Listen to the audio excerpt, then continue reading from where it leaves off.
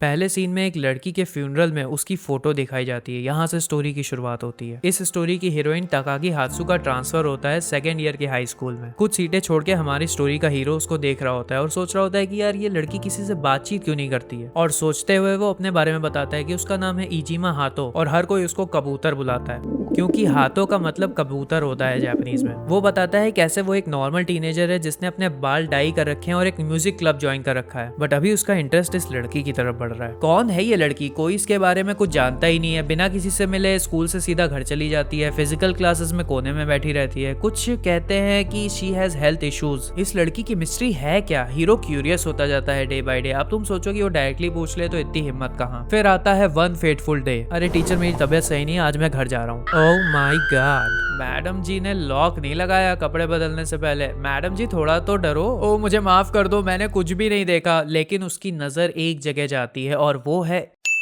इस टैग पर। You are gay. फिर हमें देखने को मिलता है हीरोइन उसे बैठ के समझाती है एक्चुअली मुझे एक बीमारी है जिसमें हार्ट की मसल वीक हो जाती है, तो हार्ट बीट मेरी नॉर्मल नहीं है। ये बीमारी लाखों में से एक को होती है। जो डिवाइस तुमने मेरे चेस्ट पे लगा हुआ देखा था उसको तुम मेरे फोन पे देख सकते हो कि वो डिवाइस एक्चुअली में बताता ये है मेरे पास बस इतनी ही हार्ट बीट्स बची हैं। 220 मिलियन सुनने में ज्यादा लग रहा है, बट इसका मतलब है कि मेरे पास 6 से 7 साल ही बचे हैं। उसके बाद मेरा हार्ट बीट करना बंद कर देगा। तो जितनी तेज मेरी हार्ट बीट चलेगी उतना ही कम मेरा लाइफ स्पैन होता रहेगा। अच्छा, तो इसी वजह से तुम फिजिकल क्लासेस में बाहर बैठती थी। ये सब वैसे तुम मुझे क्यों बता रही हो? To which heroine Takagi replies, तुम देखने से नहीं लगते कि मेरे खिलाफ कोई खराब रूमर्स फैलाओगे। ताकागी थोड़ा और ओपन अप होती है। मैं भी लोगों से मिलना जुलना चाहती हूँ, उनकी तरह मजे करना चाहती हूँ। भले ही मुझे ये बीमारी है, बट मैं प्रेफर करूंगी कि मैं अपनी जिंदगी का एक एक सेकंड खुल के जी पाऊँ। जब लड़की अपने दिल की बात बताती है क्वाइट लिटरली, तो हीरो जोश में नहीं आएगा क्या? ताकागी सान, मैं तुम्हारी मदद करूंगा खुल के जीने में। मैं तुम्हारी हार्ट बीट को और तेज कर दूंगा। To which Takagi reacts, Huh?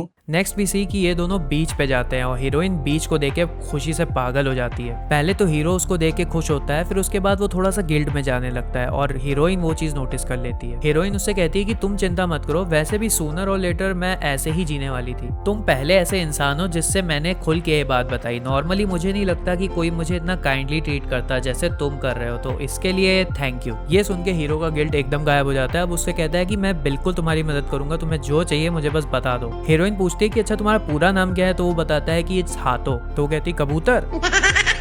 और ऐसे इन दोनों की गर्मियों की छुट्टियां शुरू होती हैं। फिर ये लोग रोलर कोस्टर में जाते हैं, अम्यूजमेंट पार्क में घूमते हैं। हीरो सोचता है कि स्कूल में तो इस लड़की की इमेज एकदम साइलेंट और ग्लूमी है, बट इन रियलिटी उसको लोगों से बातचीत करना, जोक्स मारना, उसका ह्यूमर तक अच्छा है। हीरो गेट शॉक्ड कि उसने कभी आइसक्रीम नहीं खाई, तो उसको बताती है कि यार देखो ये चीज मेरी बॉडी को कूल कर देती है जो मेरे हार्ट के लिए अच्छा नहीं है। फिर हीरो कहता है ये लो खा के देखो। मुझे डर लग रहा है कहीं हीरो इसको आज ही ना मारते। वेल आइसक्रीम खाने के बाद तो उसको मजा ही आ जाता है। फिर ये लोग जू घूमते हैं, बॉलिंग करते हैं, गेम्स खेलते हैं, ओवरऑल बहुत मजे करते हैं। ताकाकी कह रही होती है उसको बड़ा मजा आया। हीरो रिप्लाइज की एक काम करो, मुझे कस के पकड़ लो, यहाँ स्लोप है। To which Takagi replies back, क्यों नहीं कबूतर कुन। और हीरो का रिएक्शन एकदम नॉर्मल रिएक्शन होता है। What is this super bliss I am feeling right now? फिर उसको अचानक से उसकी हार्ट बीट फील होती है। तुरंत अपनी थॉट्स में एब्जॉर्ब होते हुए वो सोचता है कैसे उसके लिए हर चीज डिफरेंट है। मौज मस्ती भी वो अपनी जान दांव पे लगा के कर रही है। फिर वो उससे पूछता है कि क्या तुम्हारे पेरेंट्स कुछ नहीं कहते? ताकागी कहती है कि दैट्स फाइन, मैंने उनको एक्सप्लेन कर रखा है अपनी सिचुएशन, और वो ये कहते हैं कि तुम्हें जैसे जीना है वैसे जियो। हीरो उसको कुछ कहने जा रहा होता है लेकिन ताकागी उसको रोक लेती है। हीरो स्मार्टली टॉपिक चेंज कर देता है। मैं तो ये कह रहा हूँ कि कल तुम फायरवर्क्स देखने आओगी ना? जरूर आऊंगी, और हर चीज के लिए शुक्रिया। एक दिन साथ में घूमते हुए हीरो अचानक से उससे पूछता है कि ताकागी ये सर पे तुम्हारे क्या लगा हुआ है? ये तो पिक है ना जिससे तुम गिटार बजाते हो? नहीं, इससे मैं तबला बजाती हूँ। ऑफ कोर्स गिटार के लिए ही है, बचपन से मेरा ड्रीम था आर्टिस्ट बनने का, तो ये पिक मैंने सबसे पहले खरीदा था। It's my lucky charm. फिर हीरो उसको कन्विंस करना शुरू कर देता है कि सुनो मुझे तुम्हारा गाना सुनना है। नहीं प्लीज सुनना है, नहीं बोला ना, प्लीज प्लीज प्लीज। अबे यार ठीक है। उसका गाना सुनने के बाद ही रियलाइजेस ये तो कमाल का गाती है। फिर उसके बाद वो अपने स्कूल के म्यूजिक क्लब से उसको मिलवाता है जिसमें एक बेसिस्ट होता है, एक ड्रमर होता है और एक कीबोर्डिस्ट होता है जो कि उसका बचपन का दोस्त होता है। फिर वो ताकागी को कन्विंस करने की कोशिश करता है कि तुम इन सबके सामने गाओ। सकते। अबे साले। लेकिन जब वो हाथ जोड़ के विनती करता है उससे, प्लीज प्लीज प्लीज, ठीक है गा देती हूँ। फिर जब वो अपना गाना शुरू करती है तो ये रिएक्शन होता है सबका। उसके बाद एक और रिक्वेस्ट, तुम हमारे बैंड की वोकलिस्ट बन जाओ। थोड़ा हेजिटेट करने के बाद ताकागी कहती है ठीक है ओके। फिर ये लोग आने वाले कल्चरल फेस्टिवल में परफॉर्म करने के लिए प्रैक्टिस शुरू कर देते हैं। जब हीरो ताकागी की सिचुएशन के बारे में सबको बताता है तो दे सपोर्ट हर, मगर हीरो का दोस्त एक कंसर्न लुक देता है। कुछ टाइम बीत जाता है, प्रैक्टिस जारी रहती है, ये दोनों साथ स्कूल जा रहे होते हैं। ताकागी याद करती है, कैसे तुमने मुझे चेंज करते हुए देख लिया था उस दिन, अगर ऐसा नहीं हुआ होता तो हम ऐसे नहीं घूम रहे होते। उसका हाथ पकड़ते हुए Takagi says, and you know what, all of this feels exciting. चलो मैं बाद में मिलती हूँ। हीरो खड़ा रह जाता है, प्रोसेस ही नहीं कर पाता है बेचारा, ये सब क्या हुआ।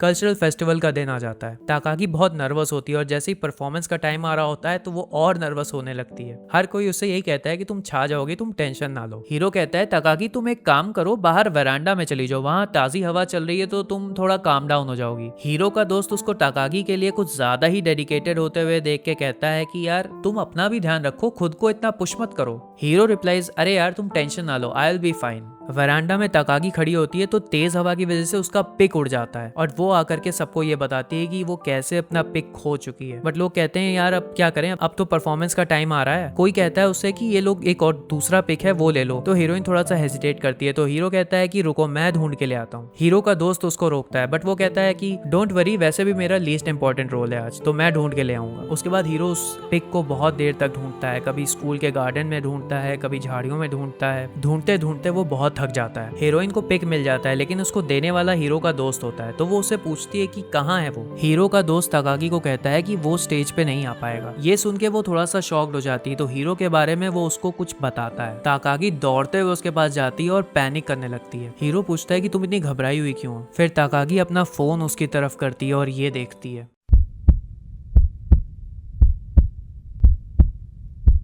खड़े खड़े वहां वो रोने लगती है कि क्यों उसने ऐसा क्यों किया, उसने उसको क्यों नहीं बताया। हीरो कहता है कि उसके पास सिर्फ अब 15 मिनट ही बचे हैं और ताकागी वाली बीमारी उसको भी है। और ताकागी के पेरेंट्स की ही तरह उसके पेरेंट्स ने भी कह रखा है कि तुम्हें जैसे जीना है तुम वैसे जियो अपनी लाइफ। क्यों, आखिर तुमने मुझसे बात क्यों छुपाई? अगर मैं तुमको बता देता तो तुम होल्ड बैक करती। मैं काफी सरप्राइज्ड हो गया था ये जान के कि तुम्हें भी वही बीमारी है। मैंने भी तुम्हारी तरह यही सब सोचा था कि मरने से पहले मैं चाहता हूँ मैं अपनी लाइफ को फुली एक्साइटमेंट के साथ जी सकूं। इसलिए मैंने अपने हेयर डाई कर लिए थे और म्यूजिक क्लब ज्वाइन कर लिया था। और ताकागी तुम्हारी वजह से ही I have had so much fun in my life, तो इसलिए मैं तुमको चीयर करना चाहता हूँ अपने पूरे दिल से। Thank you. ताकागी उससे गले लग जाती है, कहती है मैं तुम्हारे साथ ही रहूंगी। तो वो कहता है कि तुम ये क्या कह रही हो, वैसे भी तुमने कितना ज्यादा एफर्ट डाला है आज के लिए, और मैं यहाँ से तुम्हारा गाना सुनना चाहता हूँ, तो मेरी आखिरी इच्छा है let me here your singing.